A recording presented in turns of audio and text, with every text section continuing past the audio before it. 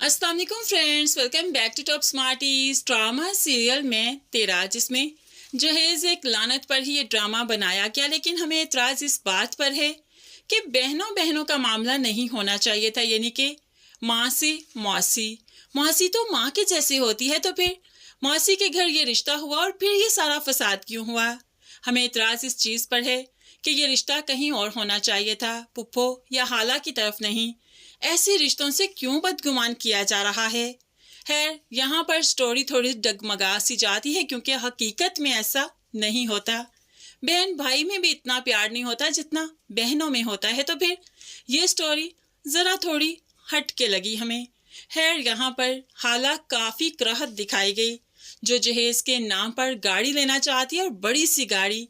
वो तो अपनी बेवा बहन का भी ख्याल नहीं कर रही। अब यहाँ पर जब मेहरू के लिए नाश्ता लेकर गई माँ, तो मेहरू बेसाहता माँ के गले लग गई, लेकिन कुछ भी नहीं बताती, ताकि ताकि सब कुछ बचा सके, अपना घर बचा सके, अपनी माँ का रिश्ता बचा सके अपनी हाला के साथ। लेकिन आखिर कब तक ये सब कुछ चलेगा। हाला के घर में मेहरू पर बहुत जुल्म किया जा रहा है, और हाला भी ये सब कुछ करवाने में साथ साथ है। शॉक्ड, वाकई इंसान शॉक्ड रह जाता है। खैर, यहाँ पर मुकलावे की रस्म के लिए हाला जैसे तैसे मेहरू को उसके शौहर के साथ भेज ही देती है, और यहाँ पर मेहरू किसी से कुछ भी नहीं कहेगी, सिर्फ इसलिए कि उसके घर में कोई डिस्टरबेंस ना आए, और सिर्फ इसलिए कि उसकी बहनें अच्छे घरों में लग सकें, ताकि उसकी वजह से उसकी बहनों के रिश्तों में कोई रुकावट ना आए। बस यही सब कुछ सोचकर मेहरू अपने घर में कुछ भी नहीं बताएगी। मेहरू को फराज यहाँ छोड़कर चला गया। मेहरू सबसे बड़े अच्छे से बात करती है, अच्छे से मिलती है, लेकिन घर वाले मेहरू की हंसी के पीछे छुपा हुआ दर्द भी समझ रहे हैं। लेकिन है, कोई कुछ भी नहीं बोला, ताकि मेहरू टूटकर बिखर ना जाए। अब यहाँ पर ताबी ताबी तो बोल ही देती है, मेहरू ये क्या, तुम्हारी कलाई में कुछ भी नहीं, उन लोगों ने कोई जेवर नहीं चढ़ाया क्या, कोई कंगन, कोई चूड़ी, कोई मुंह दिखाई का गिफ्ट। तो ऐसे में मेहरू जल्दी से झटके से हाथ पीछे कर लेती है। ताबी, तुम जानती तो हो ज्वेलरी कहाँ पसंद है, मुझसे नहीं पहनी जाती। अब सबने नोट किया कि मेहरू की गर्दन भी सूनी है, कानों में भी कुछ नहीं। तो ऐसे में सब कुछ भला कहाँ गया, इसको कोई जेवर नहीं मिला, और जो मेके का जेवर था वो भी वो पहनकर नहीं आई।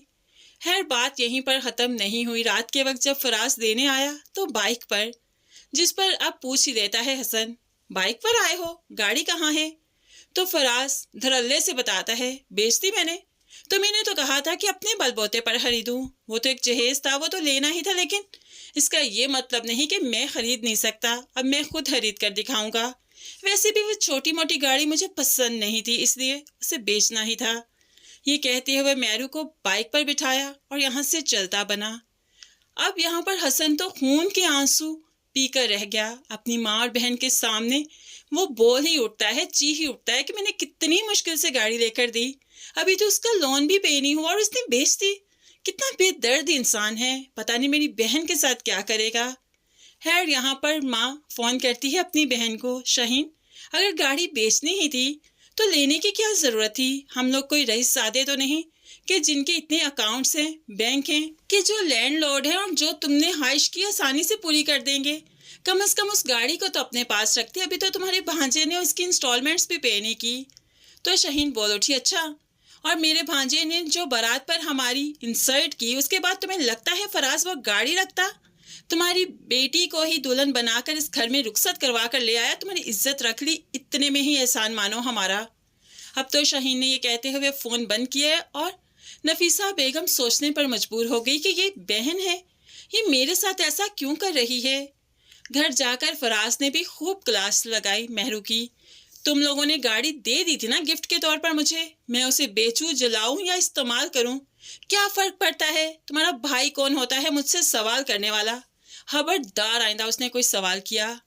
अब यहाँ पर मेहरू को डरा कर ही तो रखा जाएगा, मेहरू की जिंदगी ऐसे ही तो तबाह की जाएगी। हसन, जिस बेचारे को एक पल का सुकून नहीं, घर में परेशानियों ने आ घेरा, ऐसे में उसका बर्थडे आया तो उस बेचारे को तो याद भी नहीं था। ये तो कशमाला ही थी जिसने सरप्राइज पार्टी अरेंज की, अच्छे से तैयार हुई और फिर हसन को इनवाइट किया।